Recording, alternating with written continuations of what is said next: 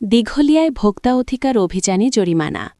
দিঘলিয়া প্রতিনিধি মোহাম্মদ রুবেল শেখ। দিঘলিয়া উপজেলার সেনহাটি ইউনিয়ন পথের বাজার গতকাল মঙ্গলবার ২৪ ফেব্রুয়ারি সকাল ১২টায় জাতীয় ভোক্তা অধিকার সংরক্ষণ অধিদপ্তর পরিচালিত ভ্রাম্যমাণ অভিযানে মূল্যতালিকা প্রদর্শন না করা, অতিরিক্ত দামে পণ্য বিক্রি, পণ্যের মেয়াদোত্তীর্ণ এবং অন্যান্য অনিয়মের দায়ে পিয়া বেকারি ৫,০০০, সোহাগ ভ্যারাইটিস ৪,০০০, আমির কসমেটিক্স ৩,০০০, ৩ ব্যবসায়ীকে মোট ১২,০০০ টাকা জরিমানা করা হয়েছে। অভিযান চলাকালে বাজারের বিভিন্ন মুদি দোকান, কাঁচা বাজার ও নিত্য প্রয়োজনীয় পণ্যের ব্যবসা প্রতিষ্ঠান পরিদর্শন করা হয়। এ সময় একাধিক দোকানে পণ্যের মূল্য তালিকা না টানানো এবং নির্ধারিত দামের চেয়ে বেশি দামে পণ্য বিক্রি, পণ্যের উপর মেয়াদোত্তীর্ণ অভিযোগের সত্যতা পাওয়া যায়। ভোক্তা অধিকার সংরক্ষণ আইন অনুযায়ী তাৎক্ষণিকভাবে সংশ্লিষ্ট ব্যবসায়ীদের অর্থদণ্ড প্রদান করা হয় এবং ভবিষ্যতে আইন মেনে ব্যবসা পরিচালনার জন্য সতর্ক করা হয়।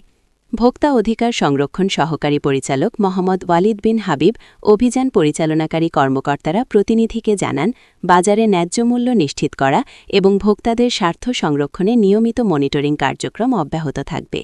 বিশেষ করে রমজানকে সামনে রেখে নিত্য প্রয়োজনীয় পণ্যের বাজার পরিস্থিতি নিয়ন্ত্রণে রাখতে এ ধরনের অভিযান